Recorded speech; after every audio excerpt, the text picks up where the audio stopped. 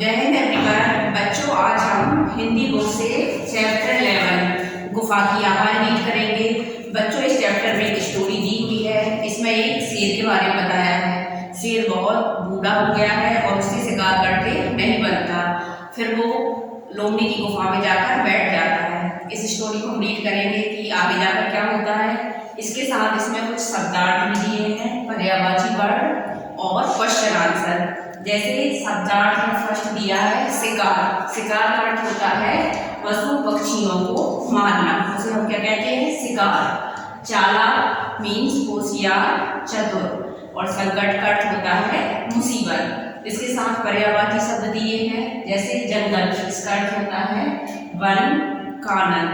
शेर, सिंह, केसरी। तो बच्चों, हम स्टार्ट करते हैं चैप्टर 11 गुफा की आवाज़। जय हिंद एवरीवन।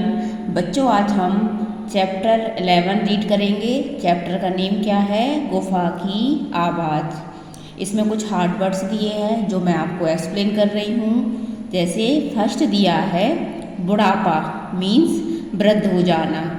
अवश्य मतलब क्या होता है? जरूर। शिकार मतलब अपना शिकार करना। इंतजार मीन्स प्रतीक्षा। बुद्धि मतलब क्या होता है? दिमाग। शत्रु, दुश्मन। स्वागत आवभगत करना, आदर करना। अक्ल दिमाग। संकट विपत्ति। लोमड़ी आप सभी जानते हैं, लोमड़ी फॉक्स। चालाक मीन्स होशियार और निशान मीन्स क्या होता है? चिन्ह। अब बच्चों, इसमें इस चैप्टर की मैं रीडिंग करूँगी। हम स्टार्ट करते हैं गुफा की आवाज़।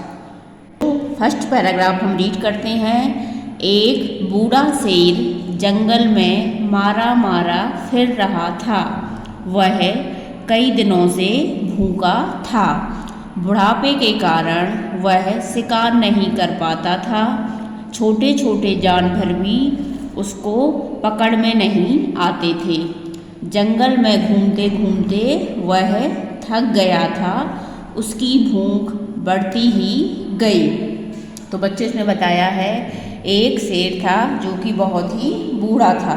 बूढ़ा होने के कारण क्या करता था? वह शिकार नहीं कर पाता था और जानवरों को पकड़ नहीं पाता था। जानवर उसके पकड़ में नहीं आते थे। अब वो भूखा रहता था और एक दिन वो घूमते घूमते बहुत थक गया था और उसकी भूख बहुत ही बढ़ गई थी। अचानक शेर की नज़र एक गुफा पर पड़ी। उसने सोचा कि अवश्य ही उस गुफा में कोई जानवर रहता होगा। मैं उस गुफा के अंदर जाकर बैठ जाता हूँ। जैसे ही वह जानवर आएगा मैं उसे खाकर अपनी भूख मिटा लूँगा। यह सोचकर शेर उस गुफा के अंदर जाकर बैठ गया और शिकार का इंतज़ार करने लगा।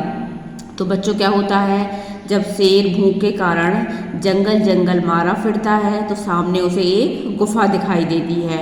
अब उसने सोचा कि उस गुफा में ज़रूर अंदर कोई ना कोई जानवर रहता होगा। अब इसका पता मैं कैसे करूं? तो इसके लिए मैं गुफा के अंदर बैठ जाता हूं और जैसे ही जानवर अपनी गुफा में आएगा मैं उसे खाकर अपनी भूख मिटा लूँगा।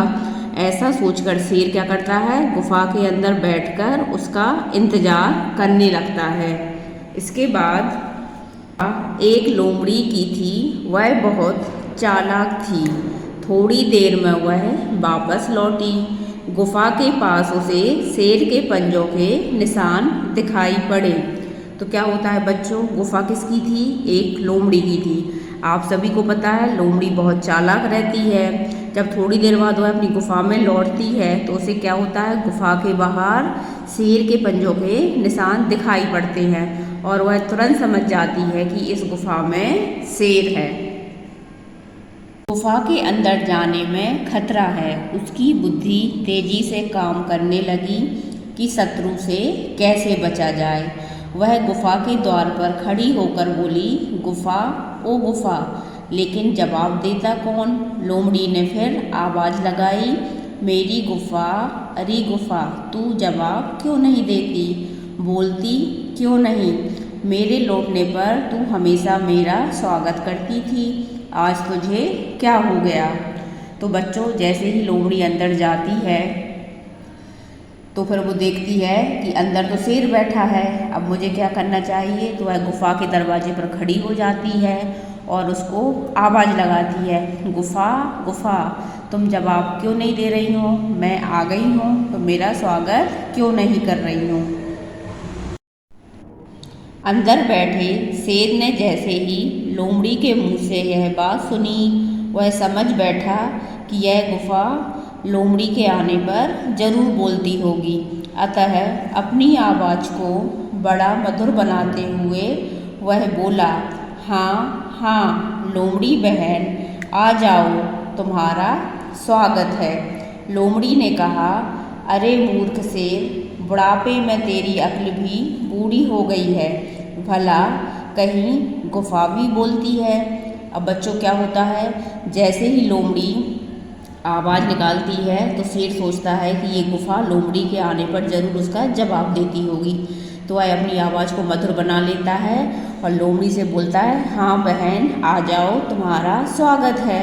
इतने में लोमड़ी समझ जाती है। तो लोमड़ी क्या बोलती है शेर से, अरे मूर्ख, तुम जैसे बूढ़े हो गए हो, तुम्हारी अक्ल भी बूढ़ी हो गई है, भला कभी क्या गुफ़ा बोलती है।